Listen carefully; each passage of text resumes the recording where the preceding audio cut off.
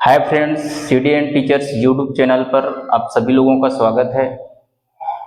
मित्रों, हमारे YouTube channel पर कक्षा 6वीं से लेकर के 12वीं तक के सभी विषयों का अनुभवी टीचरों द्वारा अध्ययन कराया जाएगा। साथ ही साथ सभी प्रतियोगी परीक्षाओं के लिए भी हमारे चैनल में तैयारी कराया जाएगा। मित्रों, आज का हमारा विषय हिंदी भाषा के अंतर्गत अनुस्वार और अनुनासिक, इनके संदर्भ में आज का विषय प्रारंभ होगा। मैं उम्मीद करता हूं कि आज का विषय जो है आप लोगों को पसंद आएगा। मित्रों, बहुत सारे बच्चों को अनुस्वार और अनुनासिक क्या है इसमें दिक्कत जाता है, तो मैं उम्मीद करता हूं कि आज का वीडियो अगर आप पूरा देखते हैं तो यह आप लोगों को निश्चित ही पसंद आएगा। तो आइए आज का वीडियो जो है प्रारंभ करते हैं।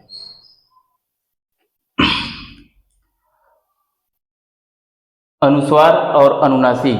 मित्रों, अनुस्वार और अनुनासिक मूलतः अगर हम देखें तो अनुस्वार जो है नाक के माध्यम से बोला जाता है और अनुनासिक जो है नाक और मुंह दोनों के माध्यम से बोला जाता है। जैसे हम देखें यह, और दूसरी बात, यह मूलतः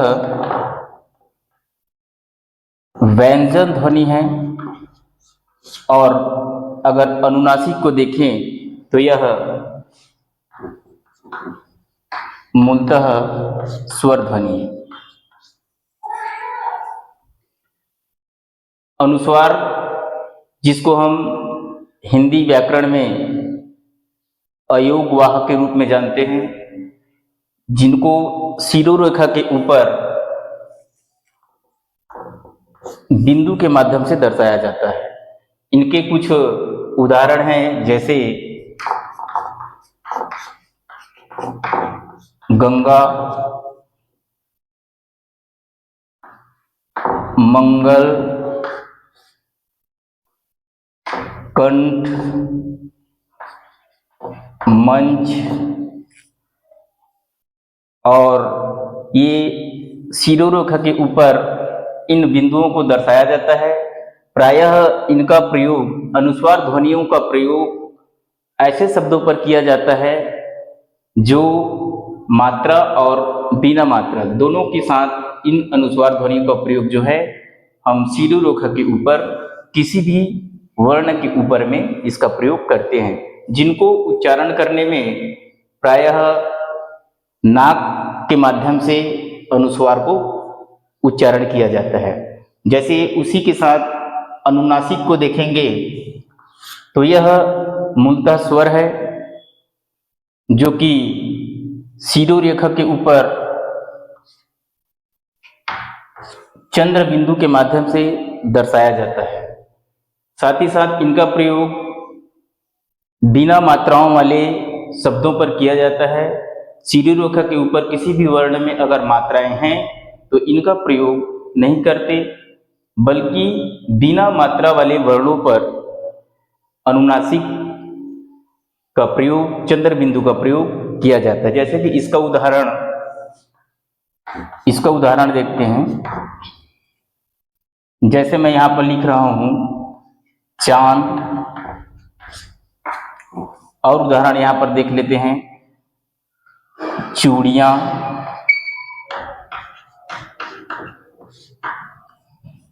और उदाहरण है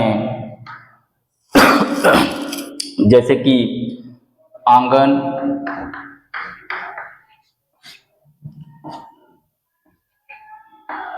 आंधियां,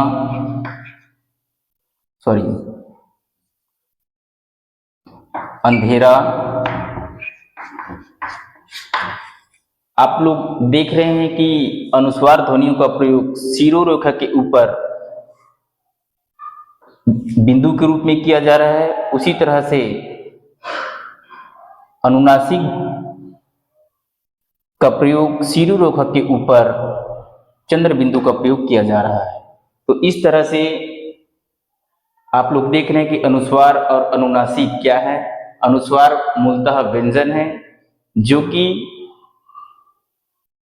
शिरोरेखा के ऊपर बिंदु के माध्यम से यहाँ पर लाया गया है।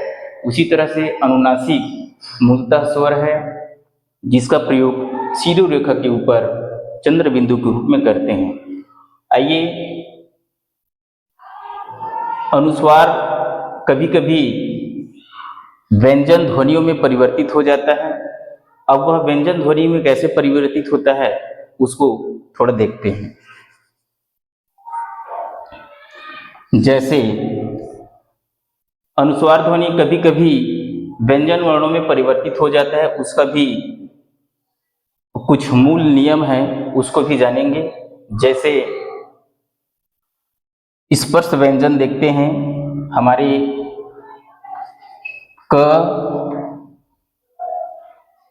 ख, ग, घ, अंगा, च, छ, ज, झ, य, ट, ठ, ड, ढ, ण, त, थ, द, ध, न, प, फ, ब, भ, म। ये हमारे जितने स्पर्श व्यंजन हैं, क वर्ग, च वर्ग, ट वर्ग, त वर्ग और प वर्ग। हम अगर देखें तो अनुस्वार का प्रयोग कभी कभी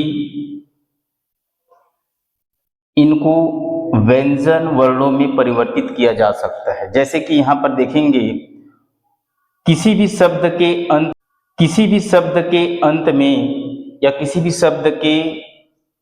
भी शब्द में अगर क से लेकर के प वर्ग तक के कोई भी व्यंजन अगर शामिल होता है तो उसको हम उसके पंचमा अक्षर में परिवर्तित करते हैं। जैसे कि देखेंगे, यहाँ पर लिखाया है कंठ। अब यहाँ पर ये कंठ है, यहाँ पर लिखा है कंठ। यहाँ पर देख रहे हैं कि हमको यह देखना है कि किसी भी शब्द के अंत में कौन सा वर्ण लिखाया है। तो यहाँ पर देख रहे हैं ठ। यहाँ पर देखेंगे ठ, तो तीसरे वर्ग में ट, ठ, ड, ढ, ण। तो यहाँ पर हम देख रहे हैं तीसरे वर्ग में लिखा है ठ, तो ये अपने वर्ग के अंतिम वर्ण में जाकर के परिवर्तित हो जाता है। जैसे कि यहाँ पर लिखेंगे हम इसको, इसके अंतिम वर्ण क्या है, अण, तो इसके अंतिम वर्ण के रूप में यह जाकर के परिवर्तित हो जाता है ये कंठ। उसी तरह से अगर इसको देखेंगे तो ये ग, क, ख, ग है, इसके अंतिम वर्ण है अंगा। ये भी जाकर के ऐसे परिवर्तित हो जाता है। इस तरह से यह वीडियो आप लोगों को शायद पसंद आए। मित्रों, मैं उम्मीद करता हूं कि यह वीडियो आप लोगों को पसंद आया होगा। इसी के साथ आज का यह वीडियो यहीं पर समाप्त कर दें। धन्यवाद।